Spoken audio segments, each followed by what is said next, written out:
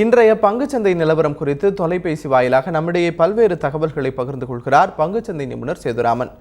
வணக்கம் சேதுராமன். வாரத்தின் 3வது நாளான இன்று சந்தைகளின் போக்கு எப்படி இருக்கும்? வணக்கம்.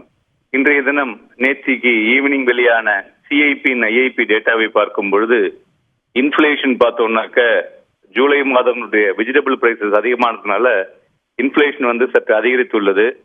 அதுபோல ஐஐபி டேட்டா மேனுஃபேக்சரிங் டேட்டாவை பார்க்கும் பொழுதும் அதுவும் சற்று குறைந்துள்ளது. எதிர்பார்த்த அளவுக்கு ஒரு பெரிய ஒரு growth கொடுக்கவில்லை. மேனுஃபேக்சரிங் ஆக்டிவிட்டியில 3 மாசமா மார்க்கெட்ல இருந்த ஆக்டிவிட்டிக்கு பெட்டராக இருக்கக்கூடும் என்ற எதிர்பார்ப்புக்கு ஒரு ஸ்லோ டவுன் என்று சொல்லலாம். அதாவது எதிர்பார்த்ததை விட கீழே இறங்கியிருக்கிறது ஒரு பெரிய ஒரு விஷயம் என்று சொல்லலாம். அதனால இந்த இன்ஃபிளேஷனரி எக்ஸ்பெக்டேஷன்ஸை வைத்துக்கொண்டு இம்மீடியட்டா ஒரு பெரிய ஒரு நம்மளுடைய இந்தியாவினுடைய செட்பேக், அதாவது ஆக்டிவிட்டி, இண்டஸ்ட்ரியல் ஆக்டிவிட்டியில் ஒரு பெரிய சேஞ்சஸ் வரும் என்று எதிர்பார்க்க முடியாது. Again it will slow down the ஆக்டிவிட்டிங்கிற மாதிரி தெரியுது.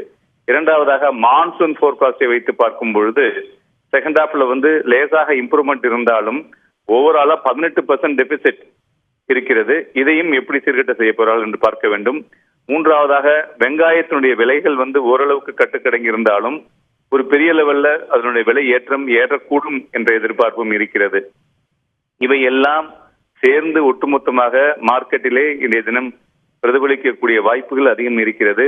அதனால தேசிய பங்குச்சந்தை நிப்டி ஒரு பெரிய ஒரு வாலடைலிட்டி மூவ்மெண்ட்டுடன் இருக்கக்கூடிய வாய்ப்புகளும் தெரிகிறது. நிப்டியை பொறுத்தவரை 7645 என்ற புள்ளிக்கு கீழ் இறங்கினால் ஃபர்தரா ஒரு 100-150 புள்ளிகள் வரை இறங்கக்கூடிய வாய்ப்புகளும் தெரிகிறது. அதுபோல் 7800க்கு மேல் ஏறினால் ஒரு 75 புள்ளிகள் வரை ஏறக்கூடிய வாய்ப்புகளும் தெரிகிறது. இருந்தாலும் ஓவரால் சென்டிமெண்ட் வீக்கா இருப்பதனால மார்க்கெட்ல செல்லிங் அண்ட் பையிங் அட்வைசபிளா இருக்கும் என்று எதிர்பார்க்கலாம். அதுபோல் இந்த மாதிரியான ஒரு சிச்சுவேஷன் இருக்கும் பொழுது டிஃபென்சிவ் ஸ்டாக் என்று சொல்லக்கூடிய எஃப்எம்சிஜி, பார்மாசூட்டிக்கல் அது மாதிரியான செக்டார்ல மொமெண்டங்கள் வரக்கூடிய வாய்ப்புகளும் அதிகமாக இருக்கும். ஸோ ஓவரால் மார்க்கெட்டுடைய போய்க்கு பார்க்கும் பொழுது நாளைய மறுதினம் சந்தைகள் லீவுங்கிறதுனால நாளைய தினத்தோடு சரியா போகிறது. அதனால எஃப்என்டோல பார்த்தோம்னா நிறைய செல்லிங் வரக்கூடும்.